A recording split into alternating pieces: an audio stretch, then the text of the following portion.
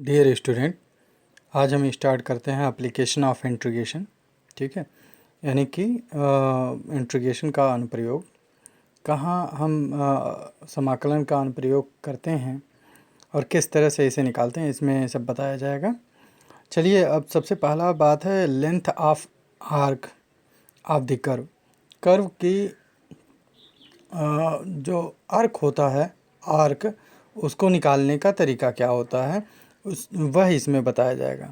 ठीक है, यानी कि आर्क लेंथ जो है निकालने का तरीका, वक्र दूरी जो होती है वह निकालने का तरीका इसमें बताया जाएगा। अब देखिए, इसमें देखते हैं हम कि ये फिगर जो दिया हुआ है, इसमें ये कर्व दिया हुआ है, आप देख रहे हो ये कर्व है। ठीक है, इस कर्व का जो है हमें ये छोटा सा स्ट्रिप ले लिया है जो कि डेल एक्स है। ठीक है, डेल एक्स, और यह दूरी जो होगी वो डेल एस हो जाएगी, और ये जो है ये दूरी डेल वाई होगा। अगर यह हम ट्रायंगल बना लें तो ये दूरी डेल वाई होगा। ठीक, तो इस तरह से अगर एक ट्रायंगल बन जाता है, इसको हम यहाँ निकाल लेते हैं, इस ट्रायंगल को, इस तरह का एक ट्रायंगल बन जाता है। ठीक है, जो कि ये डेल एस है, यह डेल एक्स है और ये डेल वाई है। ठीक, तो हम इसको बाई राइट एंगल ट्रायंगल से, देखिए राइट एंगल ट्रायंगल है, ठीक है, पाइथागोरस थ्योरम लगाकर हम इसे निकालते हैं, जो कि यहाँ पर दिया हुआ है, यानी कि del S square equal to del X square plus del Y square, जो कि ऊपर पी क्यू आर के रूप में अगर हम लिखते हैं, ये पी क्यू आर के रूप में, पी क्यू और आर के रूप में, तो यहाँ पर देखिए ये दिया हुआ है पी क्यू का square equal to P R square plus Q R square. ठीक है, तो ये पाइथागोरस थ्योरम से हम लिख लिए। और अगर डेल एक्स से हम डिवाइड कर देते हैं, दोनों पक्षों में, इसी दोनों पक्षों में डेल एक्स से हम डिवाइड कर देते हैं, तो del S upon del X का whole square equal to 1 plus del Y upon del X का होल स्क्वायर, यह हो जाएगा। यानी कि del X upon D X का होल स्क्वायर अगर हम लेते हैं, ये होगा। तो अगर डी एस यानी कि del S upon del X ले लेते हैं, तो अंडर रूट में ये चीज़ें हो जाएगा 1 plus del Y upon del X whole square. और अगर हम जानते हैं कि डी एस को हम क्या लिख सकते हैं, पी क्यू, ये डी एस को पी क्यू, तो यहाँ पी क्यू लिख दिया, और डेल एक्स को हम जो है दूसरे साइड में भेज दिए, तो यह हो गया आपका नया फार्मूला। और जो यानी कि P Q equal to under root, जो यहाँ पर देखने को आपको मिलेगा, P Q equal to under root 1 plus del Y upon del X whole square del X. ठीक है, अब थोड़ा यहाँ पर हम ध्यान देते हैं कि यहाँ पर अगर डेल वाई या del X tends to zero, आप ध्यान दीजिए कि यहाँ पर del X tends to zero, del Y tends to zero, तो क्या हो जाएगा, डेल एस भी टेंस टू जीरो हो जाएगा। इसका तात्पर्य क्या है, अगर हम कोई ट्रायंगल बनाते हैं और यह यानी कि डेल एक्स जो है वो, और del Y, del X, sorry, यहाँ ट्रायंगल हम फिर से बना ले रहे हैं, और ये डेल एक्स है और ये डेल वाई है और ये डेल एस है। अगर del X tends to zero, यानी कि टेंस टू जीरो कह रहा है, यानी कि ये ओरिजिन के तरफ जा रहा है, और del Y tends to zero, तो जैसे जैसे ये छोटा होता जाएगा, यानी जीरो के तरफ हो जाएगा, उसी तरह से डेल एस भी जीरो को टेंस करेगा। यही चीज़ यहाँ पर दे रहा है। अगर मान लीजिए डेल एक्स ये जीरो के तरफ टेंस कर रहा है और डेल वाई भी जीरो के तरफ टेंस कर रहा है, तो ये भी छोटा होता जाएगा, छोटा होता जाएगा, और ये भी जीरो के तरफ टेंड करेगा। ठीक है, यही चीज़ कह रहा है। तो इस स्थिति में यस क्या होगा, यानी कि टोटल जो लेंथ है ऑफ एन आर्क, उसका वैल्यू जो है A to B under root 1 plus del Y upon del X square D X होगा। चलिए आगे हम बताते हैं इसमें। अगर ए टू बी के रिस्पेक्ट में है एब्सिसा, अगर हम ये देखते हैं कि अगर ये रिस्पेक्ट टू एब्सिसा ना होकर ये ऑर्डिनेट हो जाता है, where the abscissa A and B are A to B respectively, तो अगर ये ऑर्डिनेट हो जाता है, ऑर्डिनेट मतलब y के रिस्पेक्ट में हम इसको इंटीग्रेट करते हैं, तो y के रिस्पेक्ट में इंटीग्रेट करेंगे तो यह फार्मूला जो है चेंज हो जाएगा, केवल यहाँ dx के जगह यहाँ dy हो जाएगा, और यहाँ dy upon dx whole square के जगह dx upon dy whole square हो जाएगा। ठीक है, ओके। नाउ अब हम जो है ये दोनों इक्वेशन या ये दोनों फार्मूला हम लगा सकते हैं किसी भी क्वेश्चन में जहाँ पर इसकी आवश्यकता हो। ठीक, तो आगे चलते हैं और क्वेश्चन देखते हैं। So that the length of curve y equal to log sec x between points x equal to 0 and x equal to π/3 is log 2 plus √3 base e, यही है। तो अब हम इसको किस तरह से सॉल्व करेंगे, यानी कि आपको यह लेंथ ऑफ कर्व निकालना है, और जैसा कि जानते हैं लेंथ ऑफ द कर्व किसका निकालना है, y equal to log sec x का। ठीक है, ये कर्व है, और जो इनका लिमिट होगा लेंथ ऑफ कर्व का, यानी कि कर्व निकालने का 0 टू π/3 होगा, यानी कि x इक्वल टू क्या होगा 0 टू π/3, यह दिया हुआ है। तो चलिए इसे सॉल्व करते हैं और देखते हैं कैसे सॉल्व होगा। अब यहाँ पर गिवन दैट ये दिया हुआ है y equal to log sec x, हम डिफ्रेंशिएट कर लेते हैं विद रिस्पेक्ट टू x। अगर x के रिस्पेक्ट में हम डिफ्रेंशिएट करते हैं इसे, तो dy/dx इक्वल टू, और log sec x का डिफ्रेंशिएशन जो होगा वह 1/sec x होगा, क्योंकि log x का डिफ्रेंशिएशन आप जानते हो 1/x होता है, तो log sec x का होगा 1/sec x। अब चूँकि यह केवल x नहीं है, यह sec x है, तो अब sec x का भी डिफ्रेंशिएशन होगा, तो sec x का डिफ्रेंशिएशन क्या होता है sec x tan x। ठीक है, अब हम यहाँ देखें sec x से यह sec x कट जाएगा और बचेगा tan x, यही tan x बच जाएगा।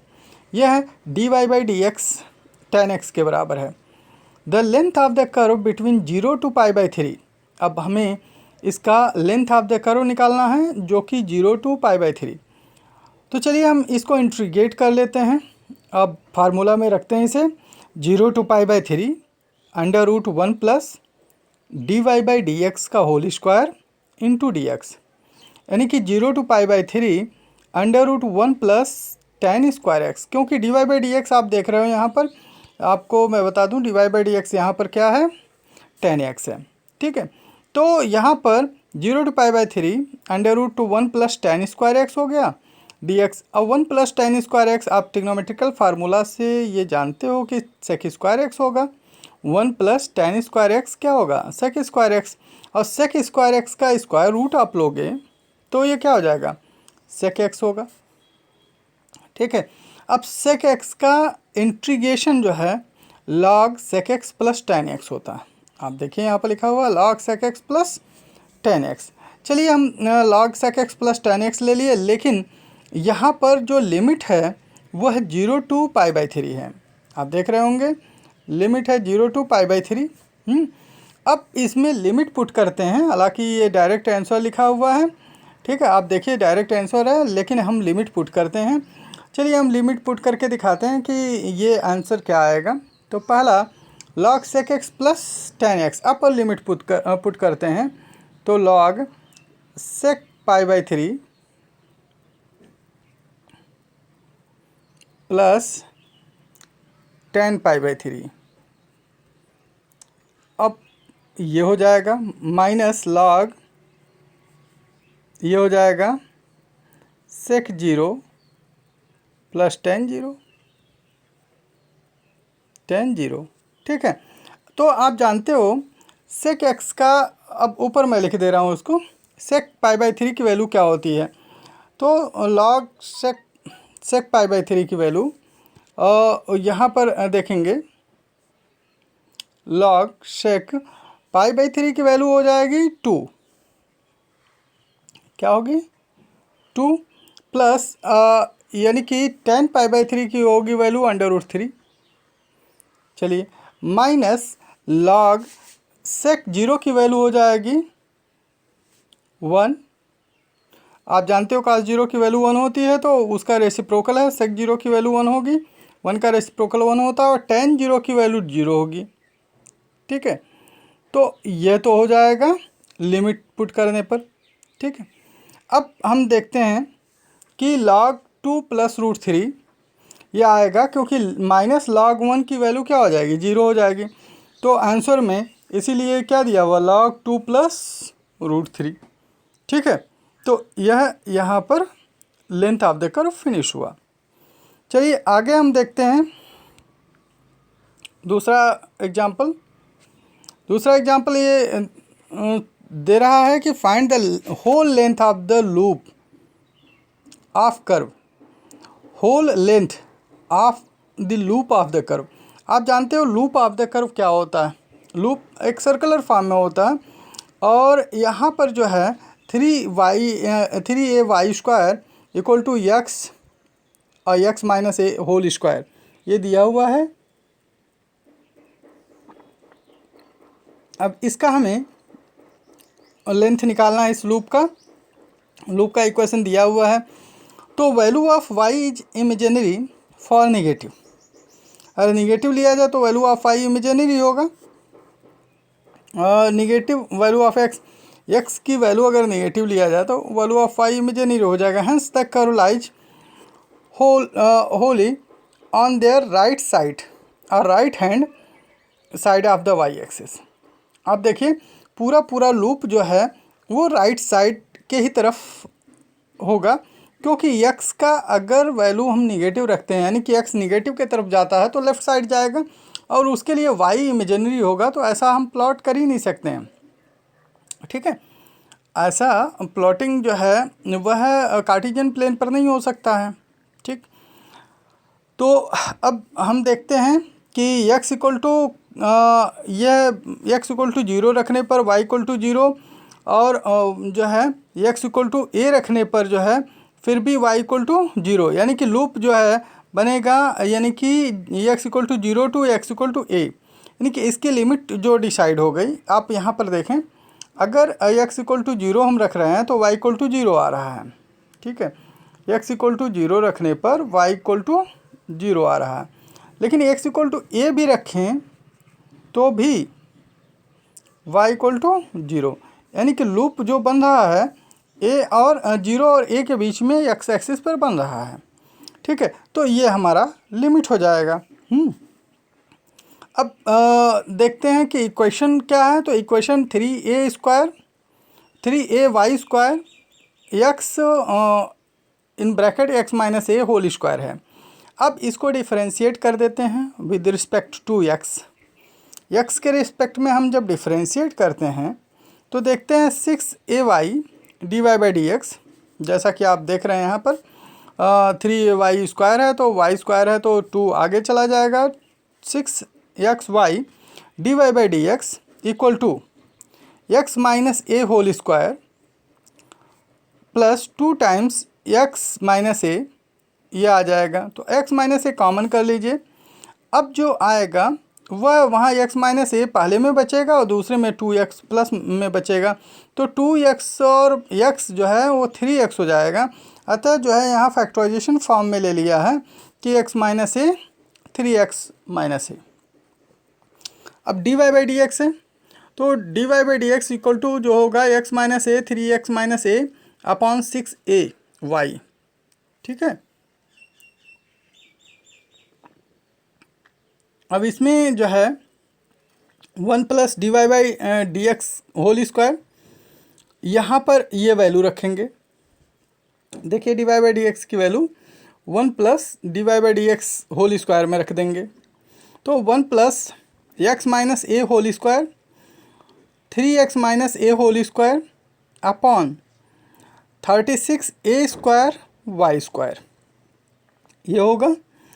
अब इसमें इसको जो है थोड़ा हम सिंप्लीफाई करेंगे अपने अनुसार। तो चलिए सिंप्लीफाई करते हैं। यहाँ पर 1 प्लस x माइनस ए होल स्क्वायर रहेगा ही, 3x माइनस ए होल स्क्वायर रहेगा, और यहाँ 36 में से हम थोड़ा 3ay² ले लेंगे। यहाँ पर जो है ये 36 वाला जो फॉर्म है, यहाँ से हम 3ay² अलग ले लेंगे और बाकी बचेगा 12ax। 12a हम जो है अलग रखेंगे। तो 12a में ये 3ya² की वैल्यू जो है यहाँ से रिप्लेस कर लेंगे, x इंटू एक्स माइनस ए का होल स्क्वायर। देख रहे हैं ना आप। अब डिनोमिनेटर में y यहाँ से ख़त्म हो गया, y को हमने हटा दिया, तो 12ax x माइनस ए होल स्क्वायर आया। ठीक है, अब चलिए यहाँ से y को रिप्लेस कर दिया गया, अब केवल वैल्यू x में है। अब x माइनस ए का होल स्क्वायर, x माइनस ए का होल स्क्वायर, ये जो है डिनोमिनेटर न्यूमरेटर से कट जाएगा, तो ईजी हो गया ये। अब 1 प्लस 3x माइनस ए होल स्क्वायर अपॉन 12ax, तो 12ax यहाँ मल्टीप्लाई करके और इसको जो है यानी कि इस फॉर्म को क्वाड्रेटिक उसमें फार्मूले से तोड़ देंगे। ठीक है, a माइनस बी के होल स्क्वायर से, और यहाँ पर 12ax plus 9x² plus a² minus 6ax आ गया। तो 12x में से 6ax घट गया, देखिए 12x में से 6ax घटा तो प्लस 6ax आ गया, तो 9x² plus a² plus 6ax जो होगा वह 3x प्लस a का होल स्क्वायर बन जाएगा अपॉन 12ax। अब ये इसलिए किया गया क्योंकि ये डायरेक्ट जो है फार्मूला फॉर्म ऑफ x के रूप में आए। ठीक है, x के फॉर्म में आए और थोड़ा इजी बन जाए, जिससे कि हम आराम से इसे मतलब इवेलुएट कर सकें इंटीग्रेशन में। y जो है देखिए यहाँ से रिप्लेस कर दिया गया यहाँ पर, तो वो भी हो जाए, तो ये अलग से आपको करना ही पड़ेगा, ये कर लीजिएगा। अब देखिए होल लूप यानी कि लेंथ ऑफ होल लूप, ठीक, होता क्या है ट्वाइस टाइम्स, क्योंकि नीचे ऊपर दोनों होगा लूप, तो यह है ट्वाइस टाइम्स हो जाएगा। और 0 to a √1 plus dy/dx whole square.